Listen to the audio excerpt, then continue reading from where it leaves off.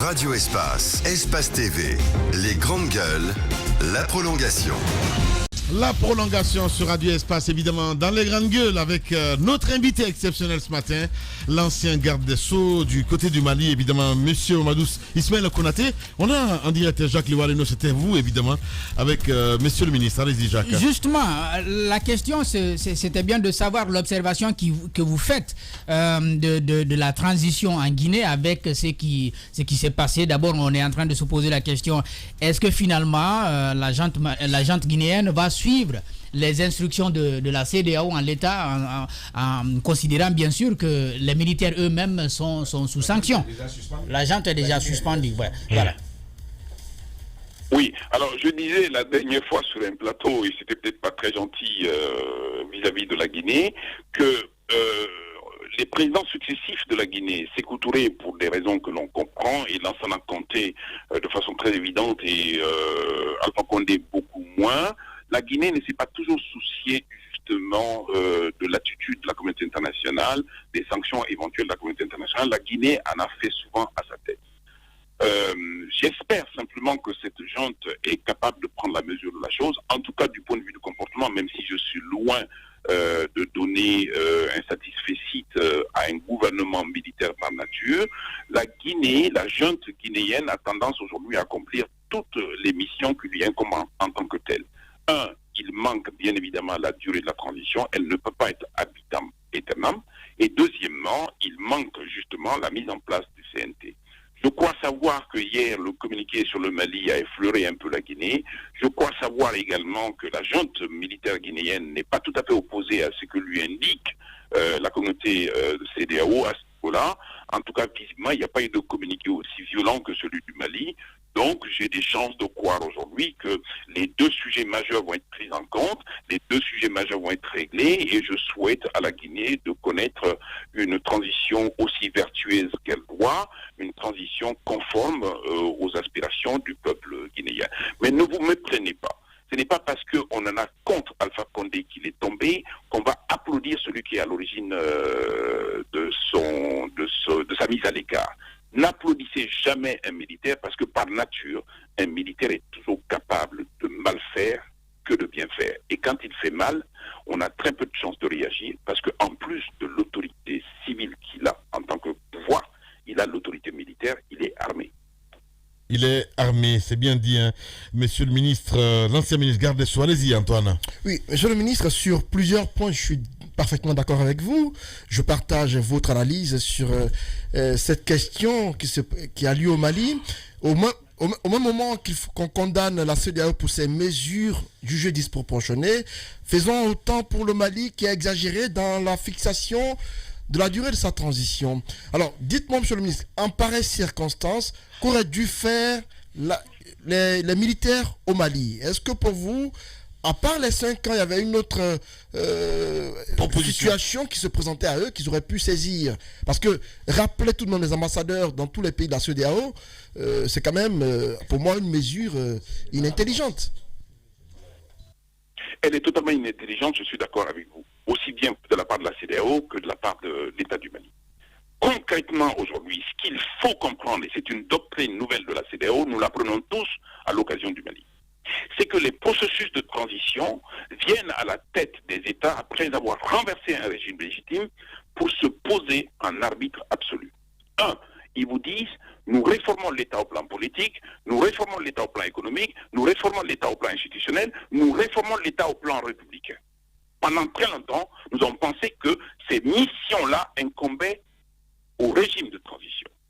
Ce que nous dit la CEDEAO, et qui désormais vaut comme doctrine de la CEDEAO, c'est écrit dans le texte du communiqué final, en disant qu'il n'incombe pas à un régime de transition de réformer l'État politiquement, qu'il lui incombe de mettre en place un cadre légitime, conforme aux lois et aux règlements qui nous permettent aujourd'hui d'entamer un processus électoral.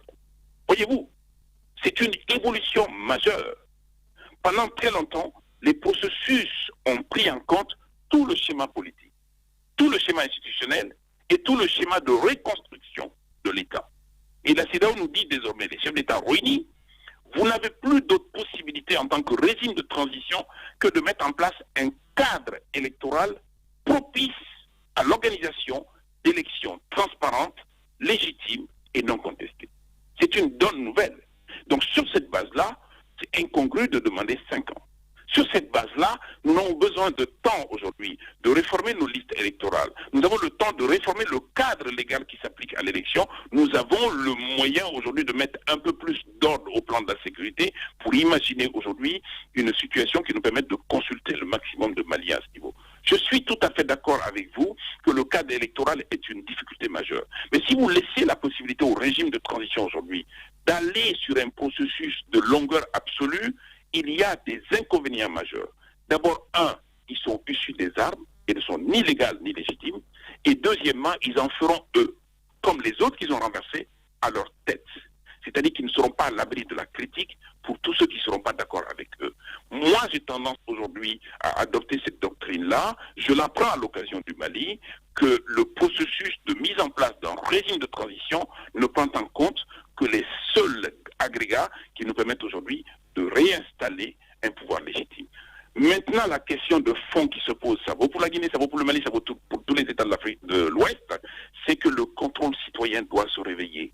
Nous, le peuple, nous dormons, nous laissons faire, nous nous réveillons brutalement pour exercer notre prérogative liée à notre souveraineté en nous rendant compte aujourd'hui qu'on a fait confiance à des gens qui nous ont retournés et nous ont tapé dans le dos. Bien. L'ancien ministre des gardes de sceaux du Mali. Allez-y, mon cher Yaya. Monsieur le ministre, aujourd'hui, entre les sanctions sévères de la CEDEAO et la réaction forte de l'État malien, nous sommes face à deux extrêmes. Dans cette situation d'impasse, il nous faut carrément une troisième voie. D'où, selon vous, pourrait venir cette troisième voie? Est-ce qu'au nom du principe de subsidiarité, l'Union africaine pourrait intervenir? Non, l'Union africaine est concernée parce que l'Union africaine va endosser les sanctions de la CEDEAO et de l'UEMOA. Et les Nations Unies vont endosser les mêmes sanctions à ce niveau. Donc on a toute la communauté internationale qui fait bloc contre le gouvernement de transition du Mali. Entre les deux, je pense aujourd'hui, et c'est l'appel que j'ai lancé à Bamako, de la mise en place d'une coalition citoyenne contre les sanctions d'une part et pour une transition dont les missions et la durée sont définies dans le temps. Voyez-vous? Donc cette initiative doit être locale, cette initiative doit être malienne, cette initiative doit permettre de prendre le pas aujourd'hui. Pour accentuer la pression sur le gouvernement local en leur disant on ne peut pas aller en ne tenant pas compte du droit et de la loi. Pour autant, il faut que l'on puisse accomplir des efforts aujourd'hui qui puissent permettre à la CEDEAO de revenir sur ces sanctions. Les efforts aujourd'hui, c'est que toute la communauté nationale, politique et autres comprises, doit se mettre d'accord aujourd'hui sur l'objectif de temps en ce qui concerne l'élection. Et le sujet majeur aujourd'hui, c'est qu'il y a un certain nombre de personnes dont on craint de voir participer à l'élection, notamment les gens du régime sortant. Parce que simplement nantis de pouvoir, nantis d'argent, capables aujourd'hui de pouvoir acheter le vote et pouvoir exercer encore des mandats successifs à ce niveau. Sur ce plan-là, voyons juste l'exemple du Burkina Faso. Le Burkina Faso a, au nom d'une certaine considération de morale, d'éthique et de principe absolu liés à la République, décidé qu'un certain nombre de personnes n'avaient pas voix au chapitre en ce qui concerne l'élection nouvelle. Et s'il faut aller jusque-là, je n'en sais absolument rien. Mais la question fondamentale, c'est que revenons aux préceptes qui nous ont été indiqués par la CEDEAO, mettons en place un cadre électoral et battons-nous pour avoir donc une élection digne de ce nom, qui ne soit pas l'objet de beaucoup de reproches. Voilà, on a bien compris, hein, parce que Doumbouya a dit en Guinée, pas de recyclage. Donc si on fait référence un petit peu au recycler pour la troisième voie, ça devient compliqué. Allez-y, madame. Il y en a un peu en Guinée. Alors, mais c'est ce que je dis, monsieur le ministre, pour parler d'élections libres, transparentes, il faudrait-il qu'il y ait une certaine stabilité dans le pays? On parle de, moi je vais vous ramener sur la question sécuritaire. En tout cas, les nouvelles autorités se targuent d'avoir réussi quand même à pouvoir gérer un peu la situation. Est-ce que vous pensez que c'est le cas? Est-ce qu'en pareille circonstance, vous pensez que le Mali peut aller vers des élections avec cette question de stabilité, avec le nord qui est complètement contrôlé, mais aussi le centre? Alors, si vous liez l'élection à la sécurité, ça veut dire qu'il n'y aura jamais d'élection tant qu'il n'y a pas la sécurité. Or, on ne sait pas quand est-ce qu'il y aura la sécurité. La question de fond, c'est que les acteurs de l'élection, ceux qui participent et ceux qui participent à à l'élection en tant qu'électeur d'une part, et ceux qui participent à l'élection en tant que candidat d'autre part doivent se mettre d'accord aujourd'hui. Que plus personne ne nous dise que la faiblesse de la participation électorale est une cause d'annulation de l'élection. On sait l'état sécuritaire au nord et au centre du Mali. Aujourd'hui, mettons-nous d'accord sur les éléments qui peuvent éventuellement être à l'origine de la validation de l'élection. 1. La participation minimale doit être 2. 2. Il faut donner l'occasion à tout le territoire national de participer. 3. Pourquoi ne pas envisager aujourd'hui des modes de consultation qui ne soient pas forcément dans le vote physique. Les nouvelles technologies nous donnent aujourd'hui des moyens incommensurables aujourd'hui d'évaluer les tendances au Mali. Envisageons cela, essayons de proposer des systèmes qui soient convenables et consensuels, mais aujourd'hui, s'il faut organiser un vote physique, l'aléa, c'est la sécurité, et tant qu'il y a l'insécurité, ça veut dire qu'on ne peut pas voter, or on ne peut pas rester indéfiniment dans un système où une autorité légitime n'est pas issue d'un processus électoral quel qu'il soit. Bon, je pense aujourd'hui que le génie du Malien, le génie des Africains doit se réveiller aujourd'hui pour permettre véritablement de pouvoir dépasser cet obstacle-là et de faire en sorte aujourd'hui que le Mali puisse repartir. Voilà, allez-y mon cher Diba pour enchaîner. Monsieur le ministre, deux questions. D'abord, l'autre c'est par rapport à cette déclaration caustique du gouvernement lorsqu'ils disent le gouvernement du Mali regrette que des organisations sous-régionales ouest-africaines se fassent instrumentaliser par des puissances extra-régionales au dessein inavoué. Est-ce que l'État malien fait référence peut-être à la France par rapport à la question Wagner? On veut faire payer le Mali pour sa prise de position. Est-ce que c'est ce qu'on veut laisser entrevoir? Ça, c'est la première question.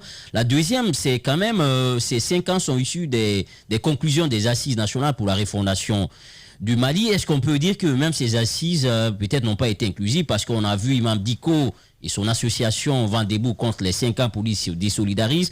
Une bonne partie aussi de la classe politique malienne se désolidarise de la démarche de Goïta. Est-ce qu'on peut dire que ce manque aussi d'inclusivité a servi d'argument à la CEDEAO pour taper du poing sur la table?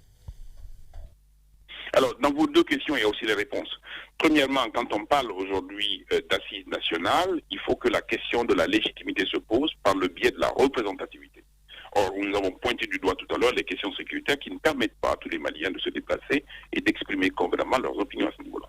Le deuxième élément, vous avez parlé donc de non-exclusivité liée au fait que beaucoup d'acteurs politiques, sociaux et de la société civile, beaucoup de leaders n'ont pas participé, et ce sont pour la plupart des acteurs politiques et des leaders de la société civile malienne qui ont été les soutiens du coup d'État et les soutiens du régime militaire.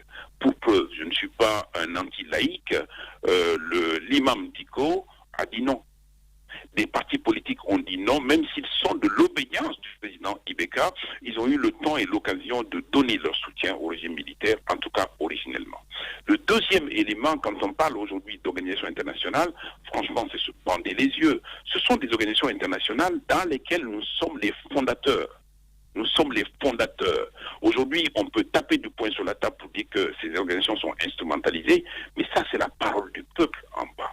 Même si elles sont instrumentalisées, si elles ont l'outrecuidance de porter les décisions qui leur ont été dictées de l'autre côté, qui les traduisent en fait aujourd'hui, ce sont les leurs à ce niveau. Encore une fois, ces organisations ne sont pas sans reproche. Ces organisations ne sont pas toujours justes.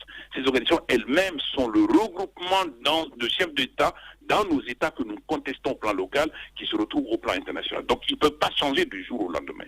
La vraie réalité aujourd'hui, c'est que ces assises nationales n'ont jamais proposé 5 ans. Elles ont proposé entre 6 mois et 5 ans. Et encore une fois, on a dit que c'est le peuple réuni dans les assises nationales. La question que je vous pose, si j'avais l'occasion de vous poser la question, pourquoi avoir choisi 5 ans au lieu de 6 mois? Et pourquoi 48 heures après, on a ramené ces 5 ans à 24 mois? C'est quand même un problème. Bien. Ça veut dire qu'aujourd'hui, ce peuple au nom duquel on parle peut être aussi bien manipulé dans un sens que dans l'autre. Bien sûr. Allez-y Ahmed, dernière question. Et en tant qu'avocat, vous vous y connaissez. Bref, monsieur le ministre, Où est la légitimité, puisque vous parlez légitimité en homme de droit, où est la légitimité d'État élu démocratiquement ou pas, comme vous, en fonction de nos envies ou de notre vision, où est la légitimité face à des comportements de prédateurs qui sont des gens qui pillent encore une fois nos économies et dont vous défendez par principe la légitimité démocratique. En résumé, est-ce que il n'est pas plus légitime de construire nos États face à des pseudo-systèmes démocratiques qui nous sont imposés de l'extérieur? Mon cher ami, vous êtes toujours à la recherche de la plaque. Je suis profondément désolé qu'on n'ait pas aujourd'hui une concordance de vue sur ces sujets-là. Mais en réalité, c'est juste le wording qui pose un problème. C'est-à-dire que vous dites un mot, je dis le contraire, et vous donnez l'impression qu'on n'est pas d'accord, qu'on est d'accord. Vous savez avec quelle hargne on a combattu le 3e mandat en Côte d'Ivoire. Vous savez avec quelle hargne on a combattu le 3e mandat en Guinée-Conakry. Mais le lendemain de la fin des 2 mandats de Alpha Condé, même s'il n'était pas légitime, il était le président légal de Guinée. Lui seul pouvait occuper la place de la Guinée aux Nations Unies, à l'Union africaine et à la CEDEAO. Voyez-vous? Donc aujourd'hui, on a beau dire qu'il n'est pas légitime, la légalité fait qu'aujourd'hui, c'est lui qui a l'allure du seul et unique représentant de la Guinée. Je suis d'accord avec vous que tout ce système-là peut éventuellement représenter une sorte d'illusion. Mais même dans l'illusion, parce que le droit souvent est fiction. C'est par le biais de la fiction que l'on peut penser qu'une société a la personnalité morale, qu'une société a un nom, un prénom et un acte de naissance. Dès qu'un chef de l'État s'installe, y compris par des moyens frauduleux, qu'il exerce les prérogatives de puissance publique au nom d'un État, on n'a pas d'autre possibilité que de le reconnaître comme tel, même s'il faut le combattre avec la plus grosse outrecuidance à ce niveau. Donc la différence entre vous et moi, c'est que vous voulez prendre le factuel pour en faire le droit, tandis que je vous rappelle que c'est le droit qui aujourd'hui est généré par le factuel. Le factuel peut être contestable, mais dès lors qu'il donne le droit reste le droit. Un ensemble de mensonges dit plusieurs fois fait droit. Vérité en deçà, vérité au-delà. La problématique africaine, pour terminer sur ce point-là, est une problématique d'engagement citoyen, de contrôle citoyen et de veille permanente. Il y a des gens qui sont toujours capables de se draper en tenue militaire ou en grand boubou pour se hisser et dire « je me bats pour le peuple ». Ils ne se battent pas pour le peuple, ils se battent pour eux. Celui qui doit se battre pour le peuple, et c'est celui qui a été désigné régulièrement par le peuple. Et la régularité aujourd'hui nous incombe au point que ne nous mettons pas en marge de la société politique, soyons tout près ou à côté ou dedans pour regarder, pour voir, pour contester et pour donner de la résultance à tout ce que nous contestons. Là est l'engagement citoyen en Guinée et au Mali, et c'est mon engagement à moi. Voilà. Merci beaucoup en tout cas, monsieur le ministre. Il faut le rappeler, hein, vous êtes avocat au barreau de Paris, et du Mali et ancien garde des Sceaux. Merci beaucoup en tout cas pour cette intervention ce matin. Nous allons revenir évidemment s'il y a d'autres questions à évoquer évidemment dans cette émission Les Grandes Gueules. Merci beaucoup de votre temps ce matin, monsieur Konaté. Il était en direct ce matin chez les GG sur Radio Espace. Il se passe dans la vie politique tant d'événements inattendus, bizarres, que la Guinée paraît fumer la moquette. Chez les GG, la politique, vie de société, les grandes gueules, pour l'intérêt de la Guinée. Tous les matins sur Radio Espace, également sur Espace TV. On en vient à cet autre sujet, mesdames et messieurs, si vous le voulez bien, évidemment, avec notre invité qui s'est déjà installé dans ce studio. On essaie d'évoquer ce sujet. On parle de 7 ans quand même, hein. Voilà, c'est pas donné. Et avec lui, nous allons en débattre, mon cher Tambaza Karim Ilimono, notre invité dans ce studio, évidemment. Allez, je comprends très bien. Il veut revenir là-dessus. On a écouté monsieur Konaté, mon cher Ahmed. Allez, merci. Voilà. J'ai vu que tu as vu la détresse qu'il y avait dans mes yeux. Oui, merci, mon cher ami. Non, je voudrais rappeler un principe de base. Moi, contrairement à monsieur le ministre, pour qui j'ai le plus grand des respects, non, monsieur le ministre, un mensonge plus un mensonge ne donne pas une vérité. Ça reste un mensonge. Il a dit une chose qui est essentielle à mes yeux. On vit dans une espèce d'illusion depuis la Baule, où on nous a fait croire que les démocraties façon occidentale étaient la panacée pour l'universalisme. Je n'y crois pas une seule seconde. Je pense que si il y a des coups d'État et que les peuples ou que le peuple guinéen, par exemple, où le peuple malien est sorti dans la rue, c'est qu'il y a des raisons pour cela. Nous ne sommes pas plus bêtes que les autres. Nous aussi, nous aspirons à la démocratie. Nous aussi, nous aspirons à l'alternance. Nous aussi, nous voulons ne pas voir des présidents mourir au pouvoir. Mais pour ce faire, il va falloir que, et monsieur le ministre, et la CEDEAO revoient leur logiciel. On ne peut pas nous imposer la malgouvernance, nous imposer le non-développement économique et nous dire en plus, n'applaudissez pas lorsque des militaires viennent rétablir l'ordre de reconstruire l'État. Ça, pour moi, c'est pas possible. Eh oui. Mais tu t'entends ce matin? Je m'entends et j'assume. Eh ben, j'assume. Mais c'est ça les GG aussi. Bah, même les fous peuvent passer ici. Hein. J'assume. Tu n'as pas applaudi ici sur le coup d'État. C'est la folie. Tu n'as pas applaudi ici, Lamine. Arrête de. Tu es dans le reniement de toi-même là. Allez-y. Tu n'as pas applaudi. Allez-y. Non, mais réponds à ma question. Allez-y. Est-ce que tu as applaudi ou pas? Allez-y, Tamba. Couper son micro. C'est bon, allez-y. Pourquoi tu veux? Parce qu'il dit que même. Non, parce qu'il est fou en fait. Voilà. Oui, je suis fou. Oui, bien sûr. Vas-y. Nous, on s'en tient à tout ce que Dès qu'on pense pas comme vous, on est fou. Non, on s'en tient à tout ce qu'il dit. Dès qu'on pense pas comme vous, on est Il fou. dit que tu es fou. Donc, Oui, j'assume. D'accord. Donc désormais, je vais faire très attention. Mais ça s'entend parce que tu vois le calendrier qu'il a ce matin, c'est du CNRD. La conférence de presse, ça a bien marché. Hein. Ah non. Ferme ta gueule. Ah non. Ça veut dire ça en fait. Allez-y. Ah non. Allez-y, Tamba. Vas-y. C'est ce que je dis justement. Non. Vas-y. Voilà. J'étais à la conférence. Il me connaît mal ce garçon-là. Vas-y. J'étais à la conférence de presse, mais il n'y avait pas ça là-bas.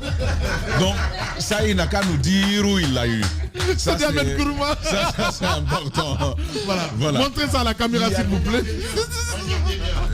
En tout cas, je le dis, à la conférence de presse, il n'y avait pas ça. Mais je suis le seul. Pas d'argent. Je suis le seul. On a mangé, après on a il y avait de l'argent, on l'a pas vu, mais il y avait. Non, il n'y avait pas d'argent.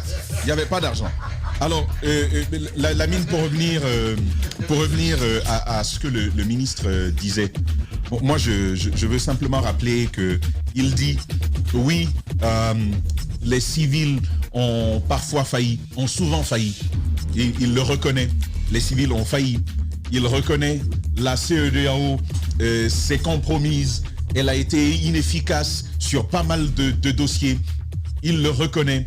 Et il nous dit quand même, préférez toujours les gouvernements civils, préférez la CEDEAO, accepter les décisions de la CEDEAO. Moi, je veux simplement lui dire, je veux simplement réagir en disant, il le dit lui-même, on ne peut que se contenter du sein de la maman que l'on a.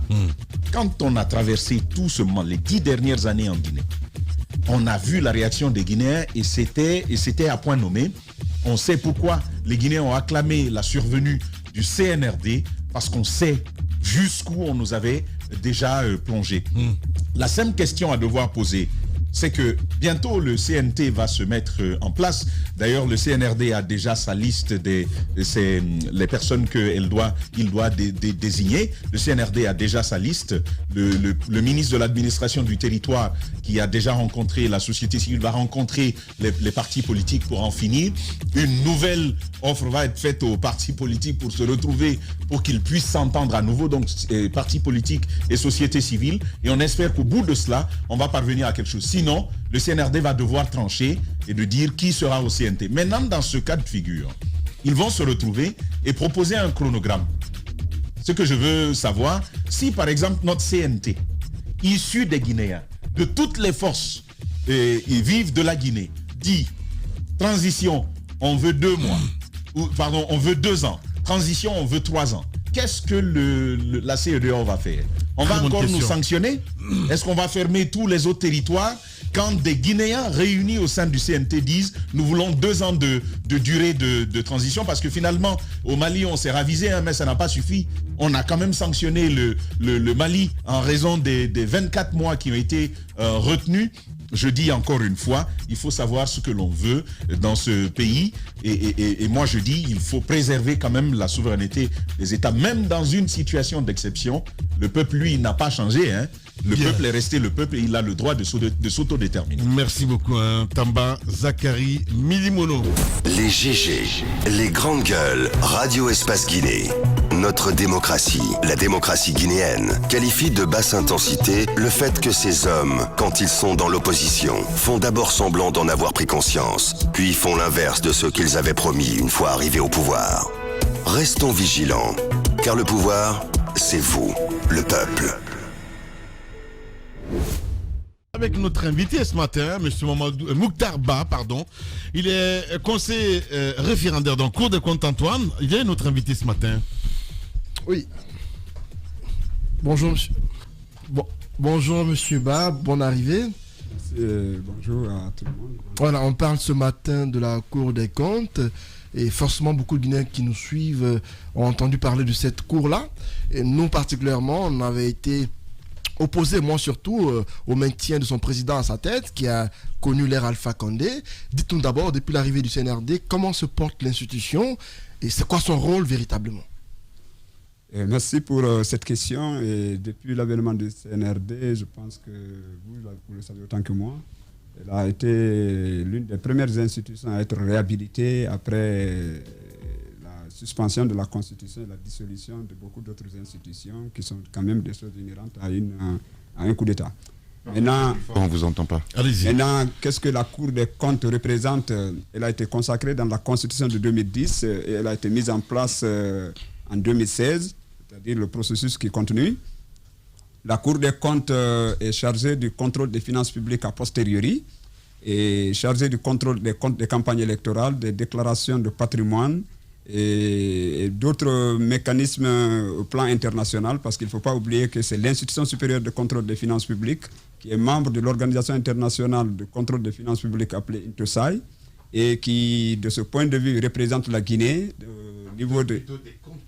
Finances publiques, ce sont deux notions différentes. Les finances publiques et des comptes publics. Oui, non, les comptes publics sont dans les finances publiques. D'accord. On y arrivera, je vais vous expliquer. D'accord. Alors donc, de ce point de vue, c'est la mise en place de la Cour des comptes est un indicateur de démocratie et de bonne gouvernance. C'est même une exigence de coopération avec les partenaires techniques et financiers. C'est ce qui a valu la création de la Cour des comptes, bien qu'il existait une chambre des comptes qui était une formation de la Cour suprême. Donc, depuis sa création, la Cour des comptes s'est attelée... En gros, vous nous dites que c'est le baromètre de la bonne gouvernance et de la démocratie. On est d'accord? D'un indicateur. Bon, pourquoi cette inertie alors depuis 15-5 ans? Non. Ou 10 ans même? 6 ans. 6 ans même. Ouais, pourquoi cette inertie complète? Il n'y a pas d'inertie. Je suis là pour vous parler du vrai visage de la Cour des comptes à travers son bilan qui est à la fois glorieux et élogieux. Ah bon? Vous permettez. Vous Oui, trouvez? c'est clair. Ah Vous savez, oui. une juridiction, ce n'est pas comme les autres institutions. On ne sort pas tous les jours pour dire voilà ce qu'on a fait, ce qu'on a fait. On est là aujourd'hui pour ça. Mais au moins, on doit pouvoir constater voir les certaines effets choses de votre travail. Oui, dans la mais je suis là gouvernance. pour ça, monsieur Leno. Je suis là Mais pour ça. avant que vous ne soyez là, on devrait être en mesure de dire, voilà, depuis que la Cour des comptes est là, elle a produit un tel rapport, un premier, peut-être un deuxième, mais en fait, il n'y a pas de lisibilité, il n'y a pas de visibilité dans ce qui est fait, parce que les gens ne savent pas en fait réellement ce que vous faites. D'accord, je vais expliquer pourquoi. Pourquoi cela? Parce que vous, particulièrement, vous savez que vous avez été invité à une réunion à la Cour des comptes où on a convié des médias, toutes les autres parties prenantes pour fixer notre cadre d'orientation sur la base du plan stratégique et opérationnel. Vous étiez là. Mais pourquoi aujourd'hui les travaux de la Cour ne sont pas disponibles, ne sont pas à la disposition du public? On va expliquer tout de suite. Vous savez, la Cour des comptes est une juridiction qui fonctionne conformément au bloc de la légalité. Donc, au sommet, nous avons la Constitution. La Constitution prescrit que la Cour des comptes, avant de publier ses travaux, avant de publier le rapport annuel, transmet une copie du rapport annuel et de manière solennelle au président de la République et donne une copie au président de l'Assemblée nationale. Ensuite, on en fait une communication large autour de ça. Dès sa mise en place, la Cour des comptes de Guinée a élaboré le rapport 2016. Ça, c'est exclusivement sur sa mise en place. Il n'y avait pas quelque chose qui pouvait intéresser le public, parce que ce qui intéresse le public, c'est de dire tel contrôle a été fait, voilà, telle anomalie a été détectée, et voilà telle sanction.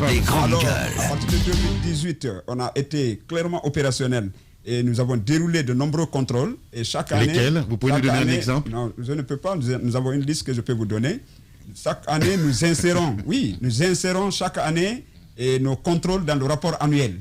Mais il se trouve que depuis 2018 et depuis 2017, la Cour des comptes n'a pas été reçue par le président de la République pour procéder à cette remise solennelle et avant que ça ne soit publié. Donc c'était un frein à la publication des rapports de la Cour. Qu'est-ce qui s'est passé? C'est pas de votre faute, ça. Le président n'a jamais voulu vous recevoir?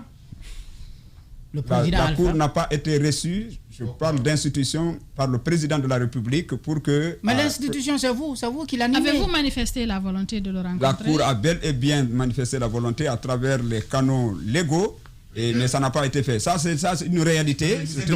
Vous êtes, en fait, c'est marrant parce qu'on a l'impression, monsieur, excusez-nous, non, attendez, on a l'impression que vous et moi, ou vous et nous, on ne vit pas sur la même planète, voire même on ne vit pas dans le même pays. On sait, écoutez, j'ai juste une question.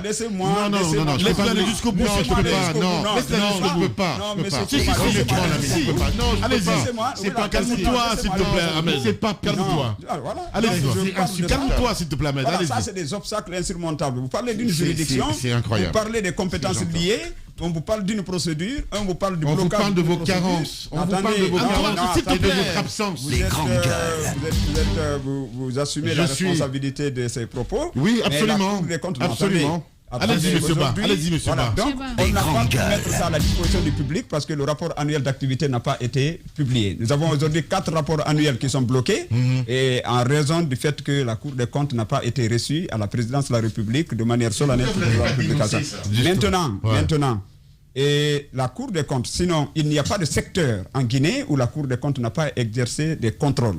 Et attendez, depuis l'indépendance, dans ce pays, aucune gestion n'avait été apurée. Aucun comptable public n'avait prêté serment.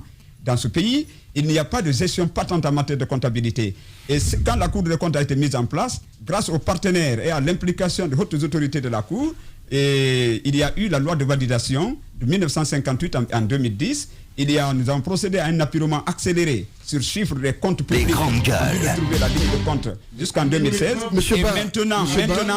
Maintenant où nous sommes, nous avons des preuves, monsieur Kourouma. Nous avons des preuves. Elles sont où? Attendez. Donc à partir de 2016, nous amorçons le contrôle juridictionnel, le jugement des comptes que nous sommes en train de faire actuellement.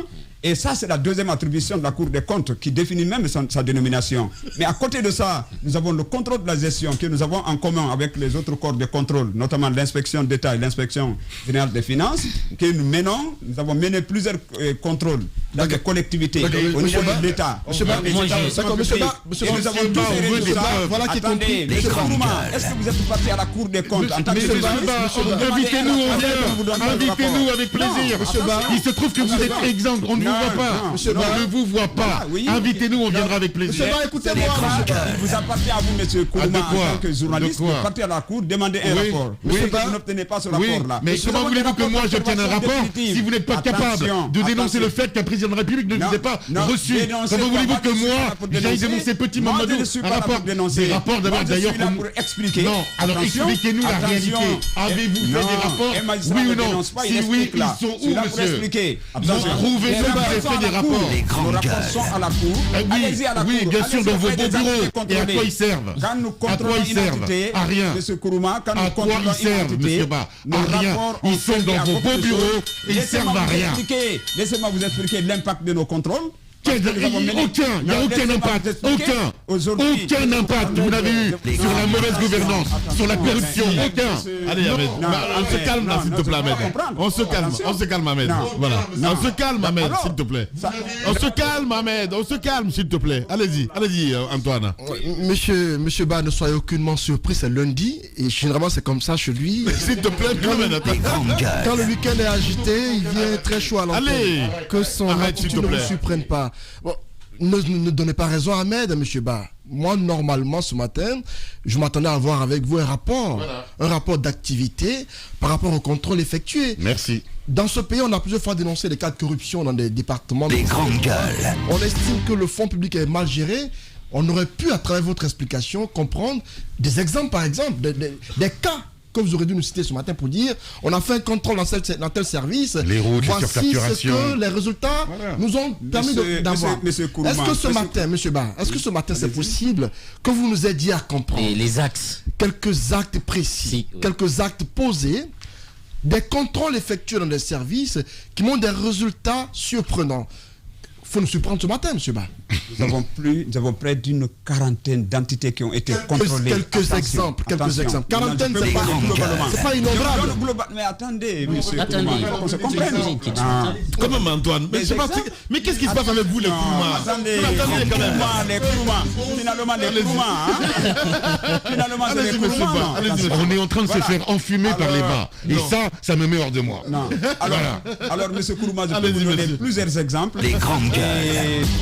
dans les différents domaines, parce que la Cour, dans son organisation, est composée de 5 chambres. Vous avez une chambre qui s'occupe du contrôle des comptes de l'État, vous avez une chambre qui s'occupe du contrôle des comptes des établissements publics administratifs, vous avez une chambre qui s'occupe du contrôle des comptes des collectivités territoriales et locales, vous avez une chambre qui s'occupe du contrôle des entreprises publiques. Dans chacune de ces chambres, il y a des rapports d'observation définitifs. Moi, j'étais à la chambre des établissements publics, aujourd'hui je suis à la chambre des collectivités territoriales et locales. Je peux donner par exemple l'exemple de Bokeh sur la mine, où je viens de faire un contrôle. Et grâce au contrôle que nous avons eu à faire à Bokeh, nous avons contribué à régler une situation par rapport à la gestion de la gare routière, donc même la situation est passée sur vos antennes. Ça, c'est juste un exemple. Vous prenez les établissements publics administratifs. Dans ce pays, aucun établissement public administratif n'était en règle vis-à-vis de la loi 056. Mais aujourd'hui, grâce aux recommandations et aux référés de la Cour, parce que nous avons 2 possibilités, lorsque nous constatons une anomalie et qui relève de l'entité elle-même... Un exemple d'établissement... Non, laissez finir. Là, pour une fois, je suis d'accord avec J'ai un exemple. Attends, s'il te plaît. Alors, attendez. Laissez finir. Lorsque nous relevons des anomalies... Laissez-moi terminer. Ma question est très importante, monsieur Ba. Laissez-moi terminer. Pour une fois, je suis avec Lorsque monsieur nous Ba. relevons des anomalies dans un rapport d'observation définitive, lorsque l'anomalie implique l'entité contrôlée à travers ses autorités statutaires, nous faisons une recommandation. Lorsque, par exemple... Vous ne fonctionnez pas, vous faites juste une recommandation. Dans le contrôle de la gestion, nous faisons une recommandation. Lorsqu'il s'agit du ministère en question, du ministère de tutelle, c'est-à-dire la mise en place d'un conseil d'administration, implique le ministère. Nous faisons un référé qui est adressé au ministère. Mais là, vous êtes encore sur le respect des principes ou des règles. Lorsque nous constatons des anomalies qui méritent sanction, nous avons 2 possibilités. Il faut me suivre. La première possibilité, c'est de saisir la chambre de discipline budgétaire et financière, qui est la chambre qui sanctionne chez nous. Et vous l'avez fait déjà? Ça, c'est l'explication de la démarche. Maintenant, je vais vous dire. Attendez, vous êtes trop pressé, monsieur. On n'a plus le temps. Parce qu'il n'y a pas ce temps. Les sanctions. Parlez-nous des sanctions. Les sanctions qui ont été prises. Les sanctions. Il y a eu des renvois devant cette chambre.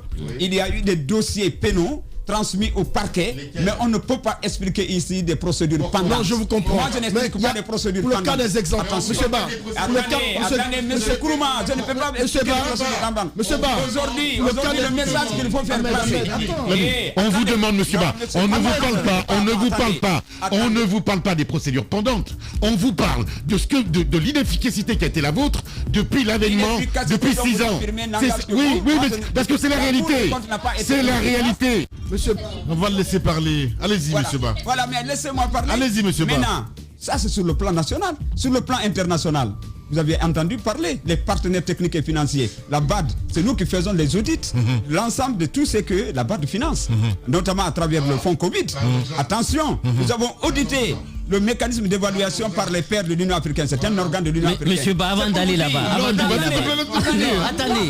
attendez, le budget national guinéen, avant que le budget ne soit adopté, il faut que d'abord la Cour des comptes statue sur le budget. On a un budget parfois déficitaire avec des détournements. Oui, mais vous donnez votre avis avant que le budget soit... La Cour des comptes donne son avis sur la loi de règlement et de compte rendu budgétaire. Maintenant, attention, non, ce n'est pas sur le budget. Alors maintenant sur... Non, attention, il faut qu'on soit... D'accord, au-delà de ça, je vais parler... Allez, je suis obligé de lâcher l'antenne. Merci à vous tous. On va continuer ce débat évidemment avec notre invité Pokapa, avec Antoine Kourouma, dans une autre émission. Je suis vraiment désolé. Je vais rendre l'antenne. Merci à Mohamed Diaby qui a réalisé l'émission ici depuis 6h15 à la radio. Amadou Sow a pris le relais. Dans un instant, vous avez un rendez-vous avec la rédaction, les 2 rédactions. Si vous écoutez la radio, si vous nous regardez à la télévision la nuit, 19h45 avec Miss Eben évidemment pour votre plaisir. Sinon la radio, la rédaction revient évidemment avec le bulletin d'information sur le coup de midi. Prenez soin de vous. À 14h, toute l'équipe, à 15h plutôt, voilà une édition spéciale sur notre antenne. Pas votre émission informée exceptionnellement ce lundi. Les informés revient demain mardi évidemment. Ceci parce que le Ciné National juste ce soir, vous le savez très bien. Prenez soin de vous. On se retrouve demain si Allah le veut bien. Au revoir.